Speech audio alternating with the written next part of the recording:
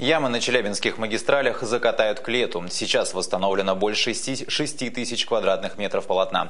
Дорожники Челябинска уже потратили около 800 тонн асфальта. Кстати, не все ремонтные работы закончатся к 1 июня. У нас в городе на контроле стоит 7 тысяч раскопок. Это связано с инженерными сетями, с авариями в зимний период времени. Там обязательство по их, так сказать, восстановлению лежит на тех владельцев этих инженерных сетей. Есть ряд объектов, которые у нас до 15 июня. Муниципалитеты области получают средства на дороги в гораздо большем объеме, чем в соседних регионах. Так, в прошлом году на Южном Урале сумма составила 3,5 миллиарда рублей, в то время как в Свердловской области на эти цели направлялось около 2 миллиардов.